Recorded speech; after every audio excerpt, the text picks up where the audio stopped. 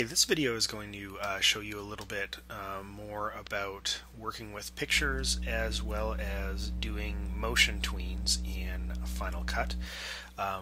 So I've got a pasta bake series here that I've used from photographer Steve A. Johnson. This is his Flickr page in the Creative Commons section. So I'll go back here and we're going to work with these a little bit. So the first thing that you're going to want to do probably when you're making a moving image slideshow is pick which one is going to be your first image. Now I'm going to customize the length of these because 10 seconds is currently the default for these, and what I'm going to do is I'm going to delete this. And the way it works is I'm going to put a number of seconds and frames. So I'm going to put 5 seconds, and then if I wanted a particular amount of frames, I would put that after the period. So I could do 15, and that would be 5.5 seconds because this runs at 30 frames per second. 5.30 would be the same as 6. So I'm just going to leave this one as 5 period, and then it'll be a 5 second. And then what I'm going to do is I'm going to put this on the timeline. So I'll drag this as an overwrite. I'll do the same thing with the rest of these. Overwrite. I'll do the zoomed in copy of this. Overwrite. 5. Put this on as an overwrite. And then I'll do the last one, which is actually very similar to it. Okay, so I've got a quick slideshow here. It's not very interesting to watch because it's just a bunch of pictures that show up. So what I'm going to do is show you how to put motion into these so that your audience's eyes don't fall asleep as they're watching your slideshow. So what we're going to do first is we're going to edit the motion on Pasta Bake 2. So double click on that. You can see that I'm working off of the timeline because I've got these 2 rows of dots here. And we're going to do a few different things in this. The first is we're going to go to the framing menu here, and I'm going to change this from image to image plus wireframe. The wireframe lets us do a whole bunch of different things in terms of enlarging this, moving it around so that I can customize where it shows up in the frame. So what I'm going to do that will help out a little bit is I'm going to zoom this out to 50%. This is nice because then I can see a little bit of the area around the picture as well.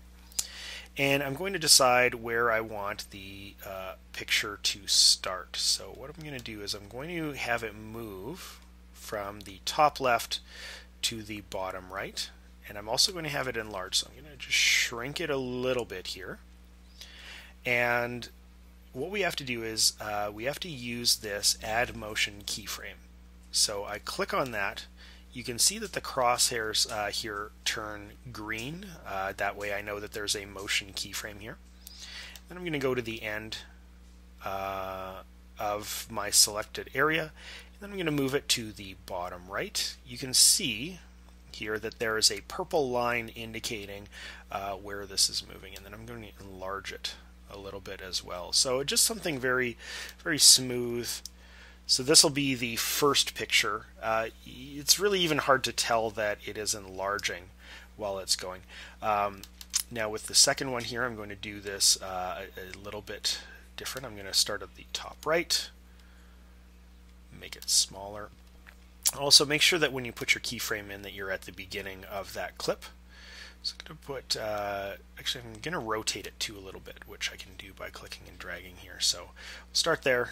I'm going to put a motion keyframe in, and then I'll move to the end, drag it down.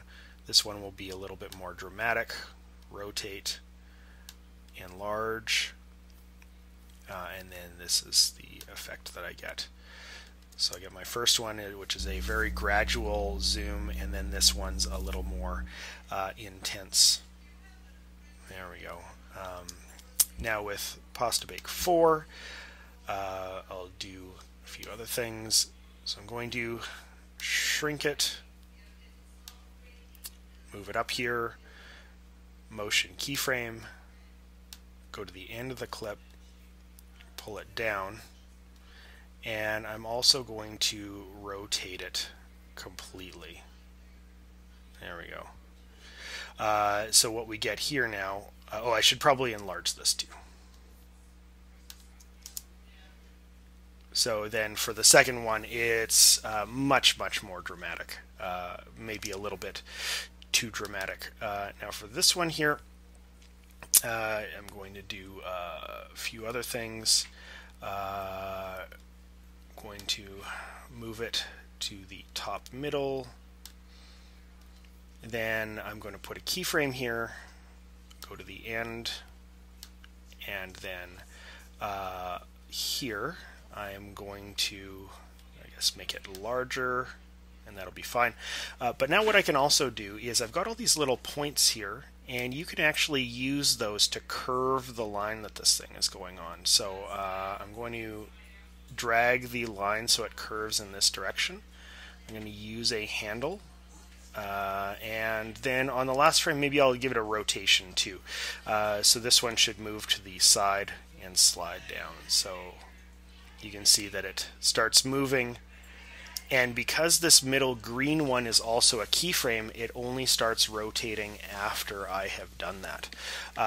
And then for the last one, I will just put a very intense and large here. So I'll go there, keyframe, go to the last frame here, and there's no motion, just an intense enlargement. So this is a couple different ways of creating motion on your frames. Now we get to a little bit of a problem when we're putting transitions in here, and I'll show you what that is. I'm going to go to the effects, and I'm going to use a cross dissolve here, and I'm going to make it a little bit longer so that you can see the problem here. So I'll pick two of the dramatic ones, so Pasta Bake 1 and 4, and I'll drag this down here. And when I play it, what you can see is as Pasta Bake 1 is fading out, 4 isn't moving, because we've only set it to start moving from the first frame, and then from here Pasta Bake 1 sort of fades out, but it also doesn't move. So it's kind of weird to have the motion stop and then stop on the other frame while it fades out. So in order to fix this, what we need to do is we actually have to shorten these clips. So I'm going to double click here, and I'm going to move the end point back. So click on this, and then I'm going to drag backwards to shorten the clip. I'm going to put Pasta Bake 1 next to it, but double click, and then I'm going to pull the in point forward and the out point back a little bit. So you have to be pretty careful here when you're considering what you're actually doing. Well, I'll just do this one and then just show you the difference here. So I'm going to put the transition on now, and because the motion starts before the beginning of the new beginning of the clip and after the new ending of the old clip, then you can see that both of them are moving as the transition goes over. So that's something that you need to be really careful of when you're doing a motion tween in Final Cut. So this should give you everything that you need to do to start moving some images around in Final Cut.